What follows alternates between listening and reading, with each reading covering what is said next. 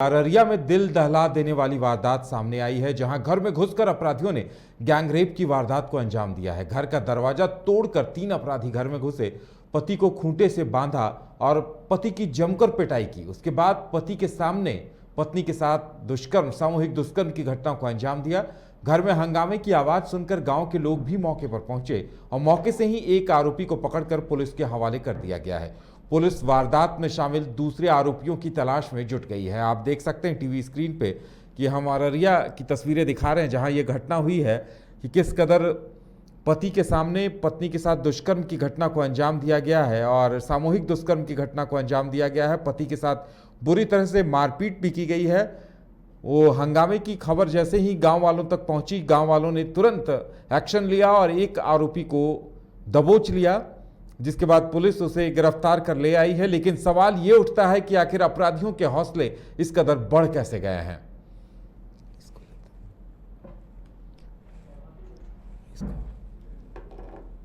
वहीं अररिया में गैंगरेप की घटना का विरोध भी शुरू हो गया है। विपक्षी दल बीजेपी ने राज्य में कानून व्यवस्था को लेकर सवाल उठाए हैं। नेता प्रतिपक्ष विजय सिन्हा ने क्या कुछ कहा है, सुनाते हैं हम आपको।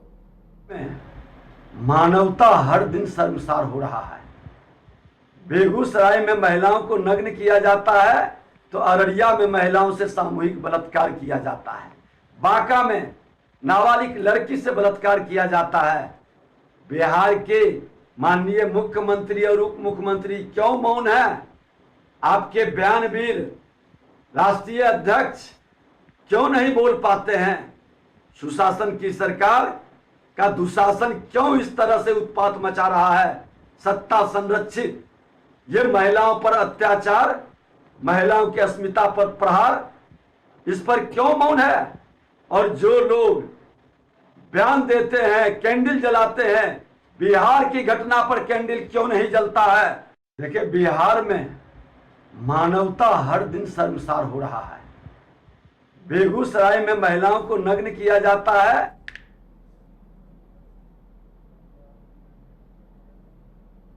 वाकई में अररिया की घटना ने हिला डाला है और पूरे सिस्टम पर सवाल खड़ा हो गया है कि आखिर अपराधियों के हौसले इस कदर बुलंद कैसे हैं कि वो दिन दहाड़े इस तरह की घटना को अंजाम दें। हमारे साथ हमारे संवाददाता गौतम पटना स्टूडियो से जुड़े हुए हैं। गौतम, वाकई में अररिया में जो घटना हुई है, अभी पूरे देश में बवाल मणिपुर और इन घटनाओं को लेकर है, उसी तरह की घटना को बिहार में अंजाम दिया गया है। आखिर क्या इसकी गूंज सियासी हलकों तक पहुंची है या नहीं?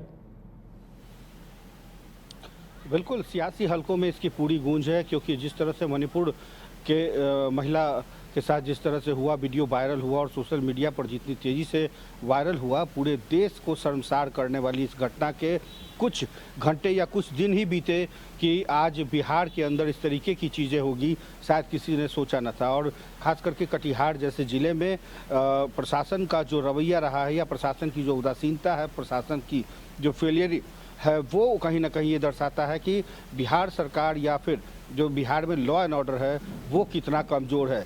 घटना शनिवार की है और शनिवार को अंदाज़ा लगाइए, सिर्फ कल्पना करने से ही रूह कांप उठती है कि 3 दबंग किसी के घर में घुसते हैं, पहले उसके पति को उसके घर में ही बांध देते हैं और फिर उसकी पत्नी के साथ दरिंदगी करते हैं और तीनों वहां से फरार हो जाते हैं। इस घटना के बाद शुक्र है कम से कम स्थानीय लोगों ने जागरूकता दिखाई और आनन फानन में एक उसी समय अपराधी को पकड़ लिया गया और वही अपराधी अभी तक पुलिस के गिरफ्त में है। यानी कि बाकी के जो 2 अपराधी हैं, जो 2 इस घटना को शर्मसार करते हैं, अंजाम देते हैं, वो अभी तक कानून के शिकंजे से दूर है। तो कहीं ना कहीं एक तरफ उस पुलिस का जो सूचना तंत्र है वो बहुत ही कमज़ोर होता दिखाई दे रहा है और जब सूचना ग्रामीणों द्वारा जब दी जाती है तो उस वहाँ तक पहुँचने में कितनी देरी लग जाती है, अभी तक इस बात का जो है इस बात से अंदाज़ा लगाया जा सकता है। और तीसरी सबसे बड़ी बात यह है कि इतने घंटे बीत जाने के बाद भी क्या कटिहार पुलिस या फिर जिस थाना इलाके में ये नरपतगंज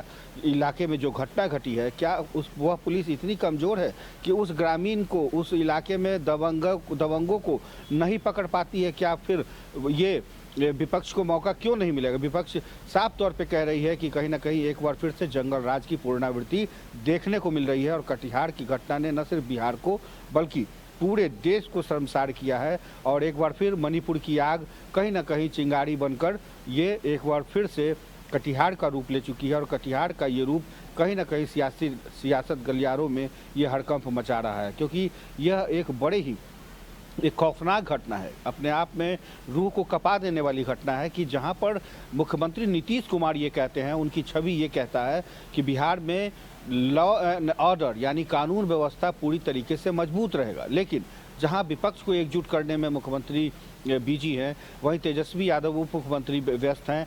पूरी सियासत इन दिनों 2024 के लिए काम कर रही है। तो कहीं ना कहीं एक अगर आप पूरब जाएंगे तो पश्चिम छूटेगा, स्वाभाविक है।